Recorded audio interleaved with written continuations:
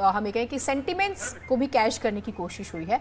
बात करेंगे जालौन से, शंकर आनंद हमारे साथ जुड़े हुए हैं क्योंकि बुंदेलखंड में भी मतदान है जब हम जालौन का जिक्र कर रहे हैं। और जालौन में शंकर क्या स्थिति है वहां पर, क्योंकि 3 सीटें जब जो है इस क्षेत्र की जिले की तीनों बीजेपी के खाते में गई थी। अभी वहां पर लोगों का उत्साह, क्योंकि माना जा रहा है कि इस फेज में दरअसल वोटर्स बढ़ चढ़ कर वोट करने निकल रहे हैं। जरा तस्वीरें दिखाइएगा। देखिए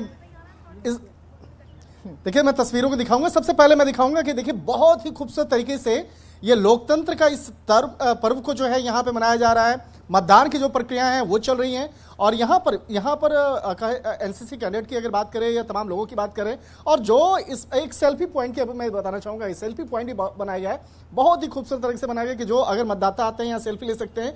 और इस वक्त में हमारे साथ में बीजेपी से उम्मीदवार भी हैं। आप मतदान करके आए हैं सर, ये बताइए सबसे पहले जनता और जनार्दन जिस तरह से लोगों के लिए कि बहुत ही खूबसूरत तरीके से बनाया गया है, कैसा एक अनुभूति है? लोकतंत्र का एक बहुत बड़ा पर्व जो है बहुत हर्षोल्लास के साथ एक मनाया जा रहा है और लोग आके मतदान कर रहे हैं। मैं गौरी शंकर वर्मा, उरई जालौन 2 से 21 विधानसभा का भारतीय जनता पार्टी का अधिकृत प्रत्याशी हूँ। और मेरी विधानसभा में जो एक सेल्फी पॉइंट बनाया गया और जो जिस ढंग से मतदाताओं को लाया जा रहा है और मतदाता मतदान स्थल पर आकर जो रूप यहाँ देख रहे हैं, सजावट देख रहे हैं, ऐसा लग रहा है कि वो कोई त्यौहार मनाने के लिए यहाँ आ रहे हैं।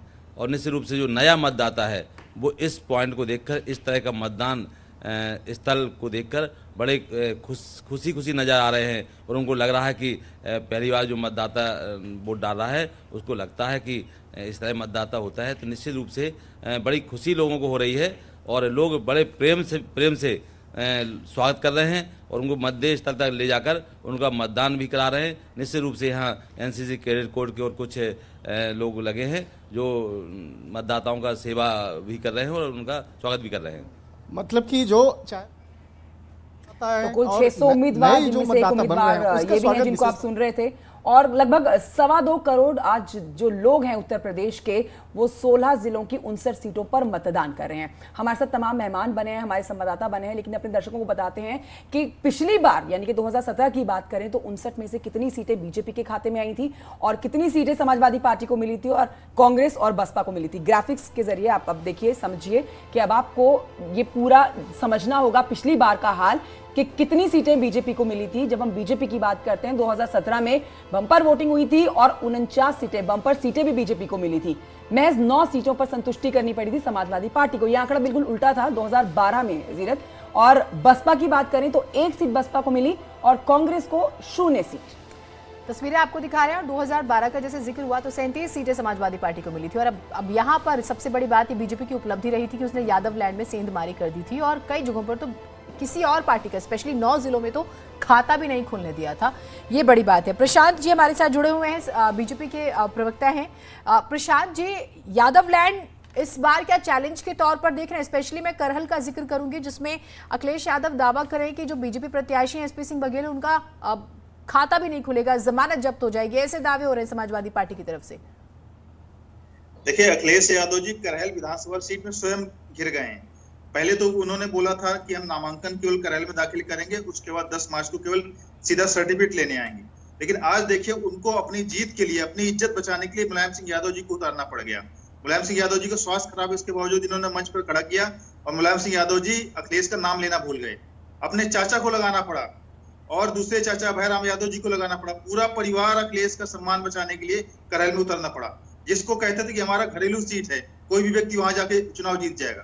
तो एसपी सिंह बघेल जी वहां पर कड़ी टक्कर दे रहे हैं और नंदीग्राम का जो इतिहास था, जिस तरीके से वहां सुवेंदु अधिकारी ने ममता बनर्जी को परास्त किया था, वो इतिहास दोहराया जाएगा। अब 10 तारीख को आप देख लीजिएगा, पूरे वहां की जनता जो आपकी बात का जवाब भुवन जोशी जी बेहतर देंगे। भुवन जी, क्या ये डर की वजह से मुलायम सिंह यादव को लाना पड़ा, उन्हें इस रथ पर सवार जिस तरह से वो रहे, और या फिर सेंटिमेंट्स जो यादव बोर्ड छिटक गए थे उन्हें करने के लिए लाना पड़ा? भारतीय जनता पार्टी को माननीय मुलायम सिंह यादव जी वहाँ के सांसद भी हैं। हाँ। तो सांसद की जिम्मेदारी बनती है कि अपने क्षेत्र में जाए और क्षेत्र में लोगों से मिले और अपने चुनाव प्रबंधन को जो उनके विधानसभा के लोग लड़ रहे हैं वहां पर अगर राजनीतिक दृष्टि से समझा जाए तो माननीय अखिलेश यादव जी वहां पर विधानसभा का चुनाव लड़ रहे हैं और वो वहां के सम्मानित सांसद हैं। तो अगर वो वहां उनका प्रचार कर रहे हैं तो भारतीय जनता पार्टी के पेट में दर्द क्यों हो रहा है? और दूसरा विषय मैं कहना चाहता हूँ अपने साथी को यहाँ पर, भारतीय जनता पार्टी के, इन्होंने सारे मुख्यमंत्री जितने भी इनके राज्यों में सरकार हैं और जितने केंद्र में मंत्री हैं सब लगा दिया। हमारे को कोई दिक्कत नहीं है क्योंकि इनके पार्टी का मामला है, लेकिन इनको दिक्कत होती है जब परिवार में एकता होती है तो इनको दिक्कत होती है। इनका विषय राजनीतिक दृष्टि से इनकी जमीन खिसक चुकी है और समाजवादी पार्टी की सरकार आ रही है, यही इनकी दिक्कत। तो मतलब भुवन जी फायदा होगा समाजवादी पार्टी को, आप कह रहे हैं इस बार यादव लैंड में जो वोटिंग हो रही है और परिवार एक साथ जो खड़ा है, फायदा होगा समाजवादी पार्टी को इसका? बिल्कुल बिल्कुल, मैं कहना चाहता हूँ 10 मार्च को एक बहुत ही जिम्मेदारी से मैं आपसे कहना चाहता हूँ, 10 मार्च को आपके चैनल में दोबारा बैठूंगा और करहल में 403 विधानसभा में माननीय अखिलेश यादव जी सबसे ज्यादा वोट से जीत के आएंगे। ठीक है, यहाँ पर आप क्या कहना चाहेंगे प्रशांत जी? क्योंकि एक चीज तो देखी गई जो भीड़ उमड़ी, और आप यादव लैंड छोड़िए, कानपुर में जिस तरह से हमने देखा लोग ही लोग पूरी तरफ से नजर आ रहे थे, ड्रोन शॉट था वो कोई, क्या टफ नहीं है इस बार सिचुएशन? मैं आपसे ये समझना चाह रही हूँ, या फिर 59 में से 49 आप पिछली बार ले आए थे और आप दावा करें कि नहीं हम इस बार भी उतनी ही दोहराएंगे या उससे ज्यादा? ये पूरी तरीके से 80 बनाम 20 की लड़ाई है। 80% जनता जो है हमारे साथ है और जो ऐसे लोग हैं जो अपराधी है, माफिया हैं, भ्रष्टाचारी हैं, वो लोग समाजवादी पार्टी के साथ निश्चित तौर पर हैं।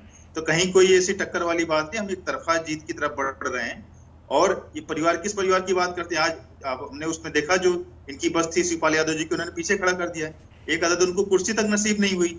इस ऐसे सम्मान की बात करते हैं, शिवपाल यादव जी के सारे करीबियों को इन्होंने किनारे कर दिया। रघुवीर साहब का पिछली बार टिकट काट दिया था, सादा फातिमा का टिकट काट दिया, और भी ऐसे जो शिवपाल यादव जी करीबी लोग थे उनको टिकट काट इसी बात को मैं करना चाह रही थी जीरत के, एक तरफ परिवार की बात हो रही है, भुवन सिंह जी कह रहे हैं कि परिवार का एक साथ आना फायदे का सौदा होगा, बम्पर सीटें हमें मिलेंगी, लेकिन दूसरी तरफ सोशल मीडिया पर कुछ और ही तस्वीर बनी थी जब हम अखिलेश यादव, शिवपाल यादव और मुलायम सिंह यादव को साथ में देख रहे थे। आप सभी मेहमान बने रहिए हमारे साथ, हमारे तमाम संवाददाता भी हमारे साथ लगातार बने हुए हैं अलग अलग जिलों से, हर तस्वीर आप तक सबसे पहले पहुंचाई जा रही है।